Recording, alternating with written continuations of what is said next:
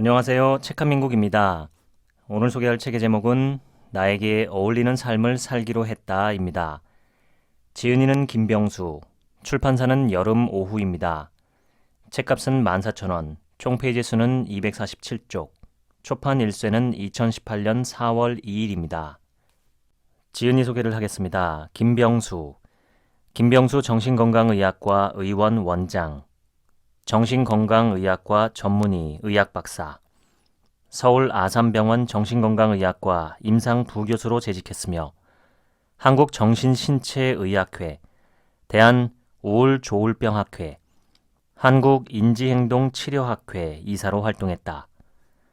행복에서 멀어지는 단 하나의 이유를 꼽으라면 나다움을 잃어가기 때문이다 라고 말하는 저자는 불안과 우울을 없애는 것보다 나다움을 회복하도록 돕는 것이 정신과 의사의 궁극적 역할이라고 믿는다. 나다움을 회복하는 방법으로 저자는 이 책에서 감성 훈련을 제안한다. 삶의 의미를 찾아가는 과정부터 나를 표현하는 과정에 이르기까지 실용적이고 체계적인 감성 훈련은 매일 조금씩 진짜 내가 되어가도록 이끈다. 남의 기준대로 무작정 따라 살다가 지쳐버린 사람이 많습니다. 나답지 않다는 걸 뻔히 알면서도 그렇게 사는데 익숙해져 있다가 진정으로 내가 원하는 것이 무엇인지 모르겠다라며 혼란스러워합니다. 남들에게 그럴듯해 보이는 것을 쫓으며 살다 허무와 공허감에 빠져 어쩔 줄 몰라 합니다. 어떻게 살 것인가에 대해 고민하지 않은 채 그저 열심히 하면 뭐라도 되겠지라는 생각으로 살다가 탈진해버린 이도 많습니다. 모든 삶은 나를 찾아가는 여정입니다. 인생이란 진정한 자기를 찾아 그것을 실현시켜 나가는 것입니다. 진정한 자기를 찾아 나서라 라는 말은 우리 모두 자기 자신이 되어야 한다 라는 말이기도 합니다. 바로 나다워지기라고 할 수 있습니다. 진정한 나로 살아가는 건 가장 자연스러운 일이어야 하지만 실천하기가 점점 어려워지고 있습니다. 이유는 두 가지입니다.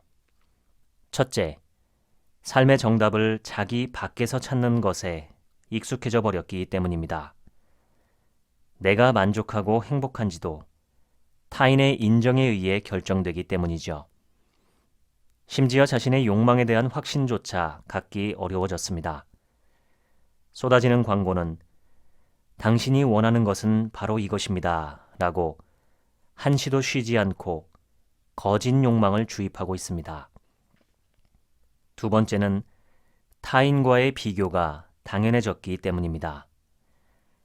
우리는 내가 정한 목표에 이르기보다 남을 앞지르는 게 더 중요한 세상에서 살고 있습니다. 그 속에서 나다움을 추구하기 위해서는 굉장한 용기가 필요합니다. 살아가는데 변치 않는 기준은 자기 자신이어야 합니다. 내면 깊숙한 곳에서 불이 비춰지기를 바라며 웅크리고 있는 잠재력을 찾아 그것을 세상에 드러내는 것이 삶의 목표가 되어야 합니다. 그런데 우리는 끊임없이 남들과 비교하며 그것을 쫓아가려고 합니다. 그 사람보다 내가 더 잘 사는 것이 맞나? 하고 자신을 검열하고 채찍질합니다. 비교하면 불행해진다는 만고의 진리를 모를 리가 없는데도 끊임없이 비교하며 서열을 매기고 조금이라도 남들보다 앞서는 것이 잘 사는 것이라고 믿어왔던 것이죠. 나다움을 찾고자 한다면 내 안에 무감각해진 감성부터 회복해야 합니다.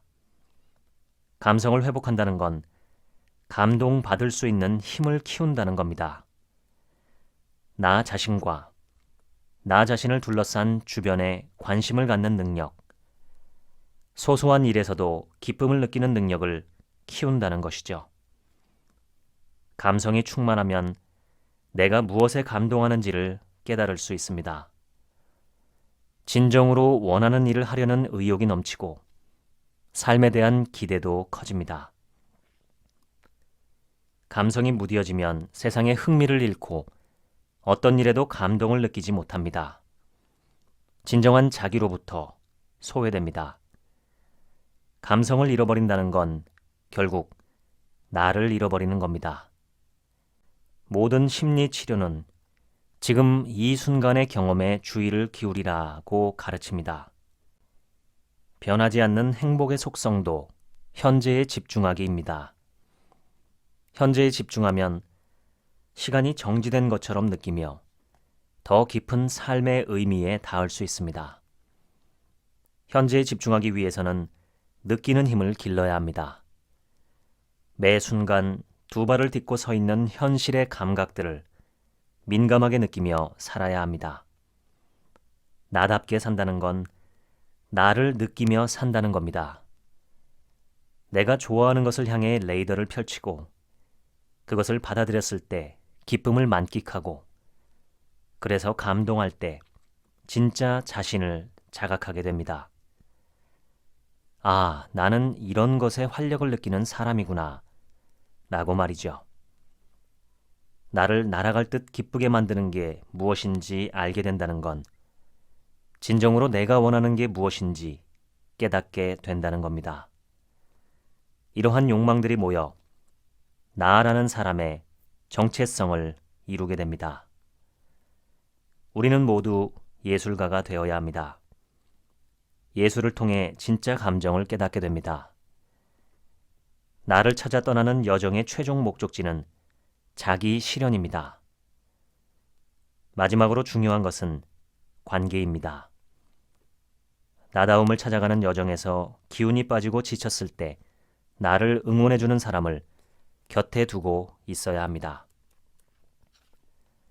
삶의 길에 정답은 없습니다. 소설 폭풍의 언덕에는 이런 구절이 있습니다. 길이 있다고 생각하는 것 자체가 착각이야. 인생은 황야니까. 나다운 삶을 산다는 건 내가 정한 방향대로 뚜벅뚜벅 걸어가는 겁니다.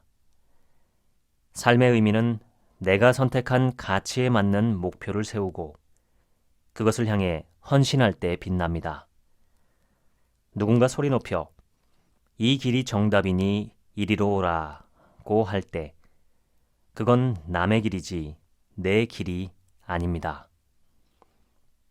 무엇보다 내가 삶을 통제한다라고 느껴야 사는 맛을 느낄 수 있습니다.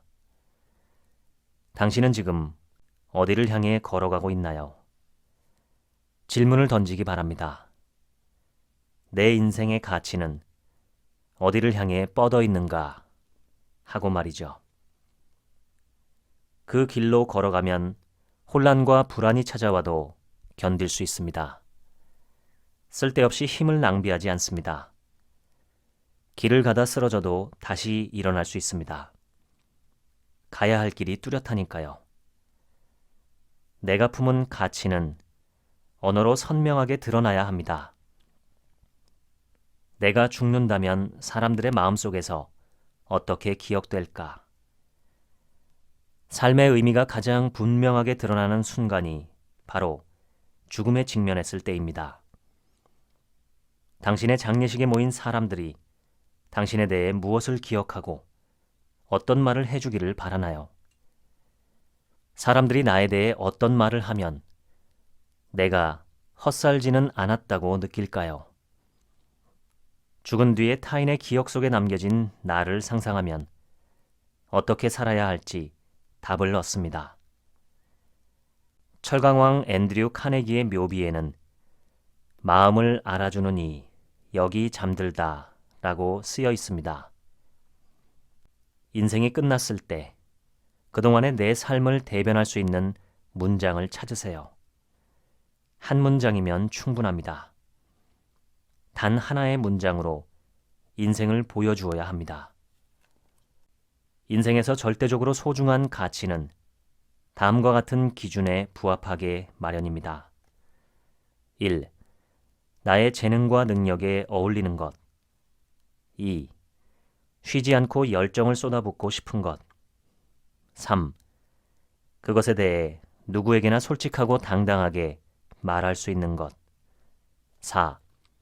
그것을 추구할 때 만족감을 느끼는 것. 인간은 신념에 기반해서 행동하는 것이 아니라 자신이 한 말에 따라 행동한다. 이것을 자기 지각 이론이라고 합니다. 원하는 걸 가슴에만 품지 말고 말로 드러내야 합니다. 소리내어 말할수록 실현 가능성이 커집니다. 뇌는 우리가 말로 표현한 것을 믿고 그것에 따라 우리의 행동을 변화시킵니다.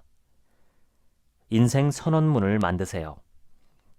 나의 장례식장에서 듣고 싶은 이야기, 내 삶을 한 문장으로 표현한 묘비명. 단 하나의 문장은 무엇일지 생각해 보세요. 일본 애니메이션 감독 미야자키 하야오는 자신의 삶에 대해 다음과 같이 말했습니다.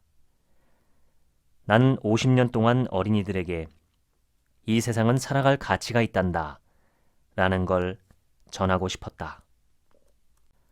인지행동치료에서는 외부 사건 자체가 아니라 그것을 어떻게 해석하고 받아들이느냐에 따라 우리의 감정과 행동이 달라진다고 전제합니다. 부정적이고 왜곡된 신념을 갖고 있으면 감정과 행동이 그에 따라 역기능적으로 나타난다는 것이죠. 같은 상황이라도 사람들은 서로 다른 생각을 하고 그 생각에 따라 다른 감정을 경험합니다. 외부 상황이 감정을 불러일으킨 것 같지만 실은 상황과 감정 사이에 생각이란 것이 작용합니다. 특정 상황에서 자동적으로 떠오르는 생각을 자동사고라고 합니다. 나도 모르게 마음속에서 자동적으로 떠오르는 부정적인 생각을 알아차리기 위해서는 상황, 생각, 감정을 나누어서 종이 위에 써보는 연습이 유용합니다. 자신의 생각을 구체적으로 기록하고 그 생각을 글자로 확인하면 좀 더 객관적으로 자신의 생각을 점검해 볼 수 있습니다. 이렇게 자신이 특정 상황에서 습관적으로 잘못된 생각을 하고 있었다는 것을 알아차리는 것만으로도 쓸데없이 껌껌한 터널에 갇히는 일은 줄어듭니다. 자신을 비난하고 외부 상황을 왜곡하고 의욕마저 꺾어버리는 나쁜 생각 습관이 있습니다. 이런 것들을 사고 오류라고 합니다. 인지치료 연구자들은 우울증 환자를 상담하면서 그들이 왜곡된 사고의 틀로 잘못된 생각, 즉 사고 오류를 하기 때문에 우울하다는 것을 발견합니다. 그런데 누구나 사고 오류에 쉽게 빠집니다. 한국인의 경우 10명 중 9명은 사고 오류 습관이 있다는 조사 결과도 있습니다. 가장 흔한 사고 오류는 극단적 사고입니다. 흑백 사고라고도 하지요. 중간지대 없이 완전히 좋거나 또는 완전히 나쁜 것으로 몰아가는 생각 습관을 일컫습니다. 사소한 실수에도 다 망쳤어 라고 쉽게 의기소침해지거나 작은 잘못만 있어도 나는 실패자야 라고 자신을 비난한다면 극단적 사고의 오류에 빠져 있는 겁니다. 두 번째는 재앙화 사고입니다. 항상 최악을 생각합니다. 문제를 발견하거나 듣는 즉시 혹시 그 일이 나에게도? 만약 그런 일이 나에게 생긴다면? 하고 생각합니다. 세 번째는 과잉 일반화입니다. 나는 뭘 해도 항상 실수를 해. 이처럼 한두 가지의 근거로 쉽게 일반적 결론을 내리는 것입니다. 모든, 결코, 절대로, 아무도 등의 단어를 주로 사용합니다. 네 번째는 개인화입니다. 모두 내 탓이야.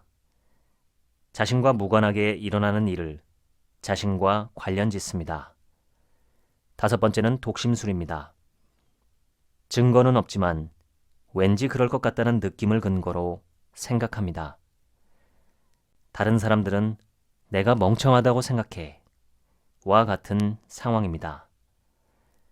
여섯 번째는 해야만 해의 오류입니다. 나는 절대 실수해서는 안 돼. 이처럼 자신에게 특정 행위를 강요하지만 그것이 정말로 중요한가에 대해서는 객관적으로 생각하는 법이 없습니다. 자신과 타인의 행동에 대한 완고한 철칙이 있어서 그것을 어기는 사람을 보면 화가 나고 자신도 그것을 지키지 못하면 죄책감을 느낍니다. 당신이 믿었던 신념을 다음과 같이 현실에서 수용할 수 있는 관점으로 바꾸어 바라보기 바랍니다. 1. 내가 귀중히 여기는 사람들에게 인정을 받아야 한다.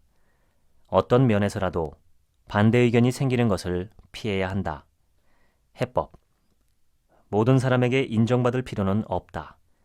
내가 좋아하는 사람도 나와 다른 관점을 가질 수 있으며 그러므로 나를 사랑하는 사람도 나를 인정하지 않을 수 있다. 2. 가치 있는 사람이 되기 위해서는 무엇이든 성취해야 하고 성공해야 하며 실수를 해서는 안 된다. 해법. 인간은 그 자체로 가치 있는 존재다. 세속적인 성취나 성공으로 그 사람의 가치를 평가할 수는 없다. 실수와 실패가 있어도 그 사람의 존재 가치는 사라지지 않는다. 3. 사람은 항상 올바른 일을 해야 한다. 밉살스럽고 불공평하고 이기적인 행동을 할 때는 비난을 당하거나 처벌을 받아야 한다. 해법. 사람은 누구나 실수와 실패를 한다. 올바르게 살려고 노력하지만 그렇지 못할 때도 있다. 실수와 잘못을 통해 배우고 더 나아지기 위해 노력하면 된다. 4. 모든 일은 내가 원하는 대로 되어야 한다. 그렇지 않으면 삶은 견디기 힘들다. 해법. 삶은 본질적으로 완전히 통제할 수 없는 것이다. 불확실성은 사라지지 않는다. 5. 나의 불행은 내가 통제할 수 없는 영역에서 왔기 때문에 내가 할 수 있는 일은 없다. 해법. 완전히 통제할 수 없는 것이 인생이지만 그렇다고 해서 내가 할 수 있는 일이 없는 것은 아니다. 내가 노력해서 변할 수 있는 부분이 있으며 나를 변화시킬 수 있는 건 나 자신밖에 없다. 6. 위험하고 기분 나쁘고 끔찍한 일들에 대해 걱정해야 한다. 걱정을 미리 하지 않으면 나에게 그런 일들이 일어날 수 있다. 해법. 미리 걱정한다고 달라지는 건 없다. 오히려 걱정이 긴장하게 만들어 나쁜 일이 생겼을 때 제대로 대처하지 못하게 만들 수도 있다. 걱정보다는 내가 어떻게 해야 할지를 생각해야 한다. 7. 삶의 어려움, 불행, 책임 등을 회피함으로써 나는 더 많이 행복해질 수 있다. 해법. 회피보다는 수용하고 도피보다는 직면함으로써 삶의 어려움을 더 잘 극복할 수 있다. 8. 사람은 자신보다 강한 누군가에게 의존할 필요가 있다. 해법. 사람은 누군가에게 의지해서 힘을 얻기는 하지만 항상 그럴 수는 없다. 무엇보다 내 삶에서 소중한 것은 언제나 나 스스로 결정하고 책임져야 한다. 9. 다른 사람이 나에게 잘못하면 화가 나는 게 당연하고 다른 사람이 슬프면 나도 같이 슬퍼야 한다. 해법. 전적으로 다른 사람 때문에 감정이 변한다면 내 감정에 대한 통제력을 다른 사람이 갖고 있는 것이나 다름없다. 내 감정은 내가 조절하는 것이고 그것에 대해서는 내가 책임지는 것이다. 10. 불편함이나 아픔을 느껴서는 안 된다. 나는 그것들을 견딜 수 없으며 어떤 값을 지불해서라도 피해야 한다. 해법. 모든 감정은 옳다. 부정적인 감정을 완전히 없애는 건 불가능하다. 부정적인 감정을 없애는 것에만 집중하면 삶의 진정한 가치를 위한 행동에 전념할 수 없게 된다. 나는 꽤 괜찮은 사람이고 나름대로 잘 살고 있다는 믿음, 자기 확신을 잃지 않는 것이 중요합니다. 누가 뭐라고 해도 나는 좋은 사람이고 나에게는 나름의 능력이 있다는 믿음을 갖는 것이죠. 이를 자기 확신이라고 합니다. 이런 믿음이 있어야 스트레스를 견딜 수 있고 자신이 하는 일에 열정을 갖고 매진할 수 있습니다. 자기 확신의 주문을 마음속으로 반복해 보세요. 운동선수들이 경기 전에 나는 잘할 수 있다라고 주문을 걸고 피아니스트가 무대에 오르기 전 멋지게 연주하는 상상을 하며 자신감을 얻는 것처럼 매일 나는 꽤 괜찮은 사람이다 라고 말하며 자기를 응원하는 겁니다. 누군가 인정해 줄 때만 기분이 좋아지고 누군가 나를 야단치면 하염없이 우울해진다면 자신의 가치를 타인에게 맡기고 타인이 주는 인정에 이끌려 살았다는 뜻이나 마찬가지입니다. 자기 확신이 있으면 다른 사람의 인정에 끌려다니지 않습니다. 자신의 가치에 대한 확신은 자신 외에 그 누구도 대신해 줄 수 없습니다. 감사를 표현하는 단순한 행동이 인생의 극적인 변화를 일으킵니다. 긍정적인 정서를 불러일으키고 가치 있는 일에 헌신하도록 만들어주고 질투나 분노, 후회 같은 부정적인 감정의 독성을 막아줍니다. 회복 탄력성을 키워줘서 어려운 상황을 견디고 이겨낼 수 있도록 해줍니다. 무엇보다 나는 꽤 괜찮은 사람이고 강한 사람이며 잘 살고 있다는 자기 확신이 들게 해주고 자존감도 높여줍니다. 긍정심리학의 창시자 마틴 셀리그만의 연구에 따르면 감사일기를 일주일간 계속 쓰면 거의 모든 사람이 더 행복해졌다고 느낀다고 합니다. 정체성의 뿌리는 몸에서 비롯됩니다. 세상을 수용하고 해석하는 가장 1차적인 곳은 몸입니다. 감각이 나를 결정한다고 말해도 과언이 아닙니다. 결국 사람은 자기 감각에 충실할 수 있어야 자기 정체성도 분명히 자각할 수 있는 겁니다. 내가 무엇을 바라보는가, 나의 시선이 어디를 향해 있는가는 나 자신과 세상을 보는 관점까지 변화시킵니다. 현대의 많은 심리 치료는 마음 챙김에 기반을 두고 있습니다. 마음 챙김이란 판단하지 않고 현재의 순간에 주의를 기울이는 것입니다. 자동적으로 일어나는 생각에 초점을 맞추는 것이 아니라 감각, 경험을 알아차리고 집중하는 것이죠. 시각과 청각, 후각과 같은 감각 경험에 주의를 기울이면 괴롭고 힘든 생각과 감정에서 벗어날 수 있을 뿐만 아니라 자아의 힘도 커집니다. 몸을 움직이고 그 몸에서 느껴지는 감각 경험들이 쌓이면 나의 정체성도 변합니다. 심리학의 대가 티즈데일은 진정한 변화는 생각이 바뀌는 것이 아니라 새로운 느낌이 들어야 가능하다고 말합니다. 변화는 머리가 아니라 가슴에서 나온다는 것이죠. 변화를 위해서는 생생한 체감이 필요합니다. 격렬한 운동을 하며 오감을 충족시키면 나는 활기찬 사람이라고 뇌가 인식하고 자연스럽게 나도 그렇게 변합니다. 그러니 나를 자각하기 위해서는 나의 감각 경험을 알아차리고 집중해야 하고 나를 변화시키기 위해서는 감각 경험이 변해야 합니다. 자연과 친해지고 싶은 욕구, 이것을 바이오필리아라고 부릅니다. 누구나 이런 욕구를 갖고 있습니다. 그러나 안타깝게도 우리는 점점 자연으로부터 멀어지고 있죠. 자연과의 접촉을 잃어버리면 마음에 병이 듭니다. 자연과 친밀해지면 스트레스가 줄어듭니다.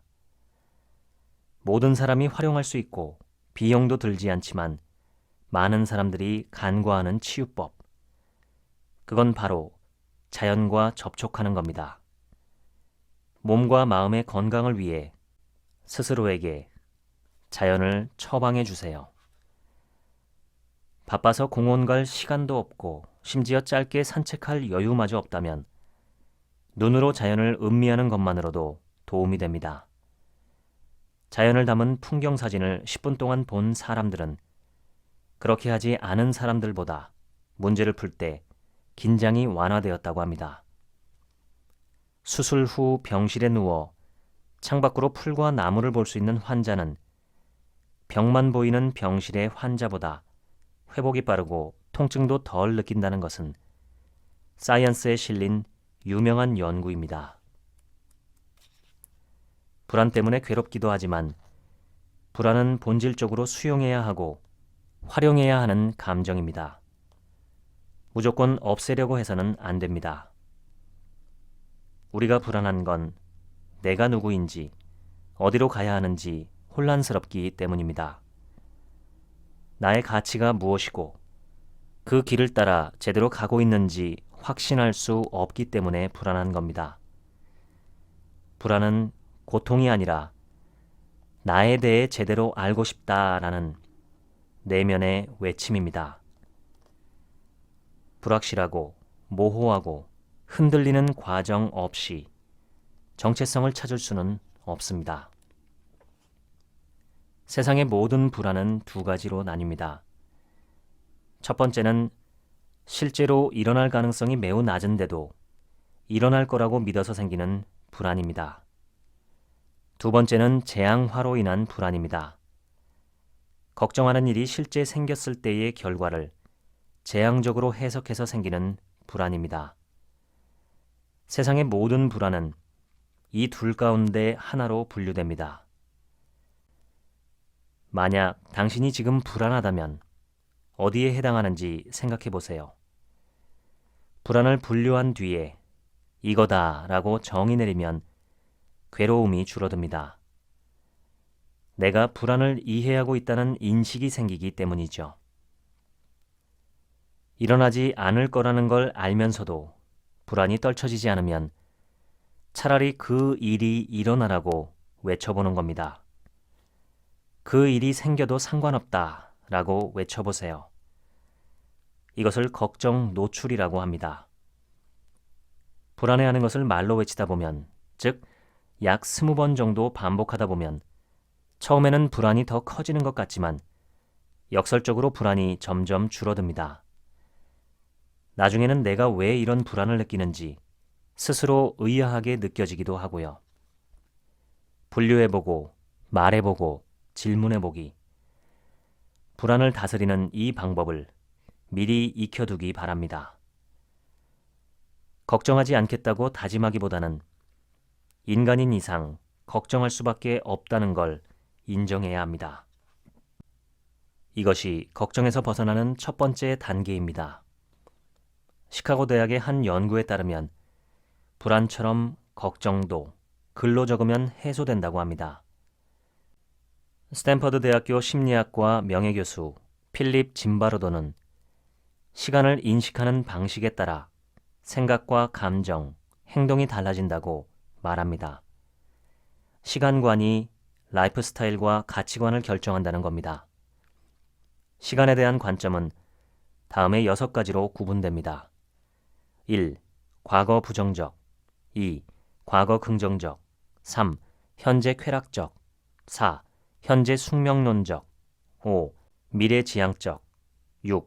미래 초월적 우리는 이 가운데 특정한 시간관을 습득해서 과도하게 사용하는 경향이 있고 이에 따라 가치 선택과 행동이 달라집니다. 1. 과거 부정적 시간관 이것이 우세한 사람은 후회가 많습니다. 부정적인 옛날 일이 자주 떠오르고 그 생각에 쉽게 빠져듭니다.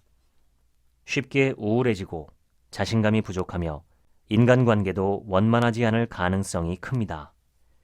2. 과거 긍정적 시간관 과거 긍정적 시간관을 가진 사람은 지난 일을 긍정적으로 해석할 줄 아는 사람입니다. 이런 사람은 대체로 쾌활하고 낙천적입니다. 3. 현재 쾌락적 시간관 이 사람은 모험심과 호기심이 큽니다. 친구도 많고 현재의 삶을 즐기는데 관심이 높습니다. 이런 사람들은 프로이트가 말한 쾌락의 원칙에 따라 행동합니다. 충동적인 행동, 위험한 행동에 빠질 위험도 커집니다. 4. 현재 숙명론적 시간관. 일어날 일은 반드시 일어나고 자신의 선택이나 행동이 영향을 미치지 못한다고 믿습니다. 개인은 무력하며 운명이 삶을 지배한다고 믿는 경향이 크지요. 그러다 보니 의욕이나 에너지가 낮고 세상 일에 무관심한 경향을 보입니다. 5. 미래지향적 시간관. 이 사람은 어떤 선택을 할 때 즉각적인 만족과 미래에 치러야 할 대가를 세심하게 비교합니다. 즉각적 쾌락보다 미래 대비에 더 많은 노력을 기울입니다. 당장의 보상보다 미래의 이익을 더 중요하게 여깁니다. 계획적이고 준비가 철저합니다. 하지만 친구가 적고 늘 시간에 쫓깁니다. 삶에 대한 만족도도 낮습니다. 6. 미래 초월적 시간관. 이 사람은 종교적이고 영적인 성향이 강합니다.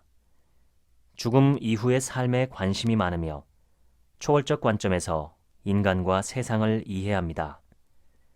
이런 사람은 종교 생활을 열심히 할 뿐만 아니라 자기 조절을 위해 많은 노력을 합니다. 정신적으로 건강하기 위해서는 과거, 현재, 미래에 대해 균형 잡힌 관점을 갖는 것이 중요합니다. 특정 시간관에만 집착해서는 안 되는 것이죠. 시간을 어떻게 인식하고 해석하느냐가 나라는 사람을 결정짓습니다. 내 삶을 어떻게 이야기하느냐에 따라 나라는 사람의 가치도 달라집니다. 아무리 고통스러운 기억이라 해도 그것을 의미 있는 이야기로 풀어낼 수 있는 사람은 시간이 지날수록 더 성숙하고 자아가 튼튼해집니다. 트라우마를 겪은 사람도 그것을 의미 있는 이야기로 말할 수 있을 때 비로소 충격에서 벗어날 수 있습니다. 과거에 의미를 부여하고 그 속에서 교훈을 찾을 수 있어야 합니다. 인생 사건을 어떻게 해석하느냐, 어떤 의미를 부여하느냐에 따라 나의 이야기는 달라집니다. 현재에 집중하기는 변하지 않는 행복의 속성입니다. 현재에 몰입하면 더 깊은 삶의 의미에 닿을 수 있습니다. 그런데 현재에 집중하라고 하면 막연하죠. 지금 나는 누구인가? 라고 스스로에게 물어보세요. 이 질문에 최대한 많은 답변을 생각해 보기 바랍니다. 나에 대한 이야기면 무엇이든 좋습니다. 내 모습, 내가 하는 일, 내가 좋아하는 사람, 내 취미 등 꾸미지 않고 자연스럽게 떠오르는 것을 말하면 됩니다. 더 이상 답변이 떠오르지 않으면 다음 질문으로 넘어갑니다. 지금 나는 어느 시점에 와 있는가? 라고 물어보세요. 연도나 날짜 같은 물리적 시간이 아니라 경력과 인간관계, 인생이라는 큰 그림에서 나는 지금 어느 지점에 와 있는지 생각해 보기 바랍니다. 더는 답할 내용이 없어지면 마지막이자 가장 어려운 질문으로 넘어갑니다. 지금 나는 어떤 기분인가? 라고 물어보세요. 쉽지 않을 수도 있지만 지금의 내 모습에 대한 느낌이 무엇인지, 스스로에 대해 어떻게 느끼고 있는지 나에게 물어보는 겁니다. 이것이 현재에 집중하는 한 가지 방법입니다. 인지행동치료에서 자주 활용하는 기법 가운데 하나가 과제의 분할입니다. 우울증 환자는 의욕이 없기 때문에 아무리 쉬워 보이는 계획도 실천하기 어렵습니다. 이럴 때 계획을 아주 작은 단위로 쪼갭니다. 그러면 의욕이 전혀 없는 상태에서도 일을 시작할 수 있게 되지요. 최근 무기력해서 운동을 포기해버린 사람이라면 처음부터 매일 50분씩 달리라고 하면 시작할 엄두도 못 냅니다. 하지만 몇 월 며칠까지 새 운동화를 산다, 매일 저녁 7시에 러닝복을 입는다. 밤 10시에는 달리기 선수들의 사진을 인터넷에서 찾아서 본다. 이런 식으로 계획을 세우면 쉽게 실천할 수 있습니다. 더 이상 잘게, 작게, 낮게 쪼개기 힘들다고 느낄 정도로 작은 목표를 세우세요. 계획은 단순한 것이 좋습니다. 예를 들어 글을 쓰기로 마음먹었다면 하루도 빠지지 않고 매일 글쓰기 같은 단순한 계획이 좋습니다. 이것이 가장 완벽한 계획입니다. 나는 무엇 해야만 한다 라는 문장은 외부의 힘이 압박한다는 느낌을 줍니다. 누구나 자기 결정권을 침해당하는 것을 싫어하죠. 내가 나 자신에게 부과하는 강압도 싫어합니다. 강압이라는 말 대신에 나는 무엇 하고 싶다 라고 말하세요. 내가 선택한 것이라는 의미를 갖는 말입니다. 내가 선택했기 때문에 내 행동에 스스로 책임진다는 말이고 스스로 갈망하고 있다는 것을 암시하는 말입니다. 해야 한다가 아니라 하고 싶다라고 말할 때 우리는 자유를 침해당하지 않고 인격을 존중받는 느낌을 갖습니다. 매일 20분간 운동을 하고 싶다. 매일 한 페이지씩 글을 쓰고 싶다. 매일 30분씩 영어 공부를 하고 싶다. 이런 식으로 계획을 쓰고 반복해서 읽어보시기 바랍니다. 각 분야 전문가들이 실전 전에 하는 연습의 공통점이 바로 시각화 기술입니다. 미리 자신의 행동을 상상하는 것이죠. 원하는 것을 마음속에서 이미지화하면 실현될 가능성이 높아지기 때문입니다. 시각화할 때는 다음의 원칙을 따르기 바랍니다. 첫째, 시점을 고려해야 합니다. 내가 행동하는 장면을 영화로 찍어서 보는 것처럼 시각화하는 것이 좋습니다. 둘째, 다중 감각을 활용합니다. 오감을 총동원하는 겁니다. 셋째, 목표를 이뤄가는 과정을 스스로 조절할 수 있다는 통제감을 느끼도록 합니다. 누구의 인정도 필요 없다고 주장하는 사람도 있겠지만 인간은 본질적으로 타인의 인정을 먹고 사는 동물입니다. 나는 혼자서도 잘 산다고 웅변하는 사람도 있겠지만 인간은 사회적 동물이라 혼자 살면 빨리 죽습니다. 아무리 훌륭한 삶을 살았다고 해도 자기의 삶을 증명해줄 다른 사람이 없다면 무의미해지고 맙니다. 옆 사람이 없으면 인생의 의미도 없어집니다. 나라는 사람의 정체성도 관계 속에서 결정됩니다. 내가 소중히 여기는 사람이 나를 어떻게 생각할까? 나를 나쁘게 혹은 좋게 평가하고 있는 것은 아닐까? 하는 생각이 나의 행동을 바꾸고 나라는 사람을 변화시킵니다. 이것을 관계성 속에서 나를 인식한다라고 하는데 이렇게 보면 이미 형성된 정체성도 타인의 존재 속에서 다시 확인받으며 변화한다고 말할 수 있습니다.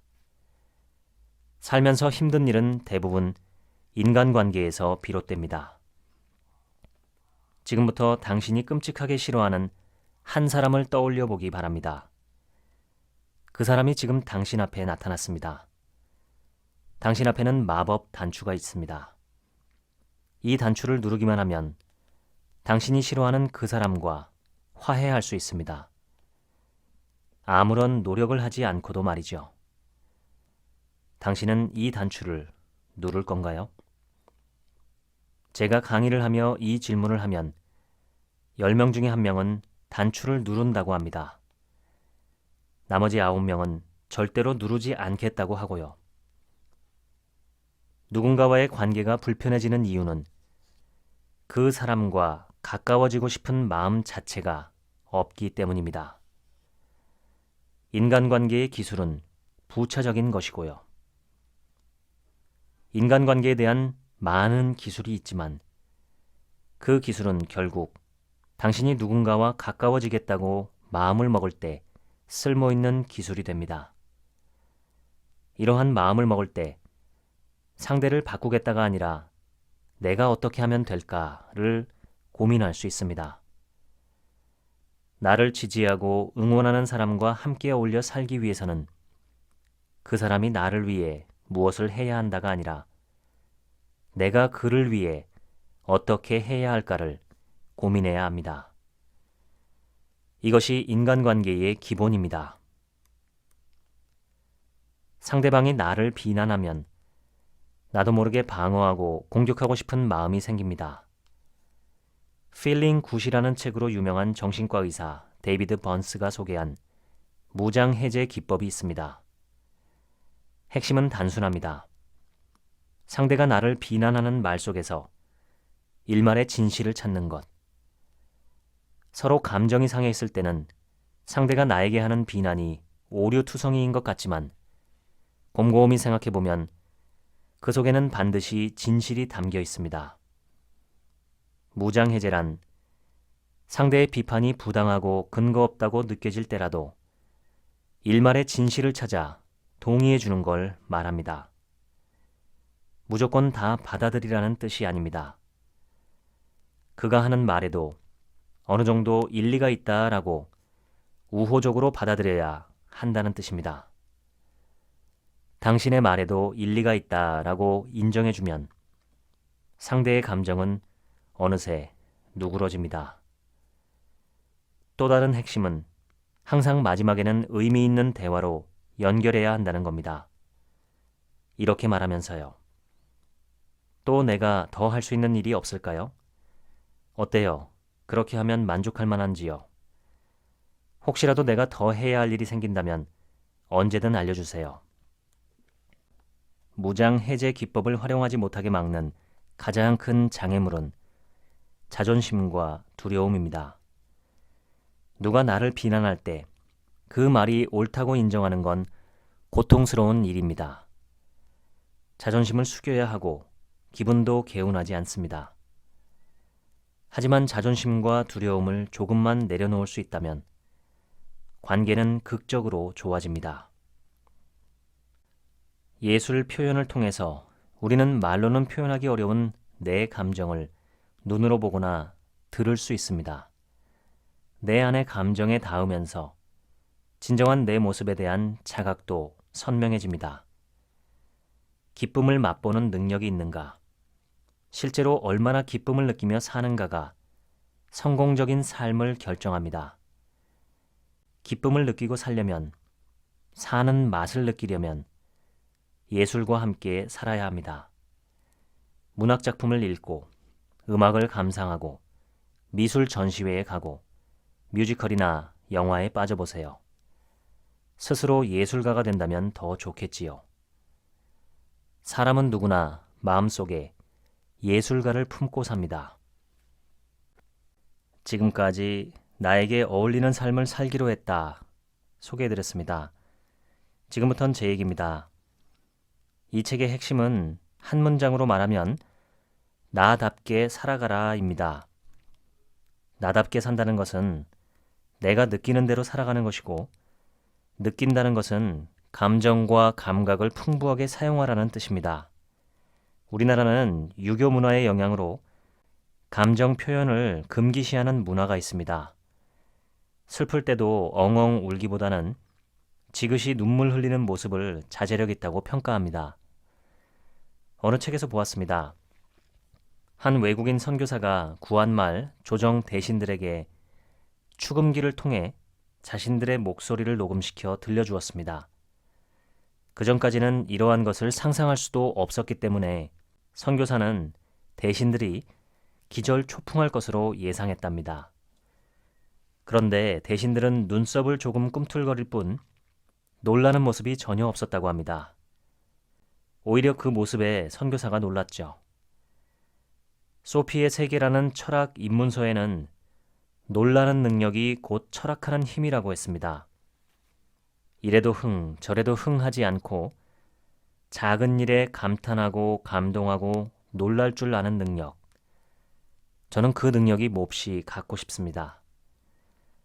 혹시 뭘 해도 시시하고 시들한 느낌을 받는 분이 있으신가요? 인간의 놀라운 능력 중에 감동하는 능력이 있습니다. 감동할 만한 것이나 상황이 있어서 감동할 수도 있지만 감동하기로 선택하는 행위를 통해서 감동할 수 있습니다. 즉, 어떤 상황에서도 인간은 감동할 수 있습니다. 우리가 원하기만 한다면 말이죠. 감동하기로 선택하고, 놀라기로 선택하고, 웃고 울기로 선택하고, 표현하기로 선택할 때 감동적인 삶을 살 수 있다고 생각합니다. 이것은 손으로 스마트폰을 집어드는 것처럼 우리가 마음만 먹으면 할 수 있는 일입니다. 감정은 인간 정체성의 핵심입니다. 감정이 없이는 인격이 존재할 수가 없습니다. 만약에 나중에 감정을 느끼는 로봇이 만들어진다면 이는 무생물이 아니라 생물의 경지라고 할 수 있습니다. 새로운 생명체를 창조한 것과 마찬가지입니다. 그만큼 감정은 우리 존재의 핵심입니다. 감정을 억누르지 말고 소중하게 여기고 존중하며 충실하게 느끼면서 사시면 어떨까 합니다. 지금까지 책 한 민국 생각이었습니다. 감사합니다.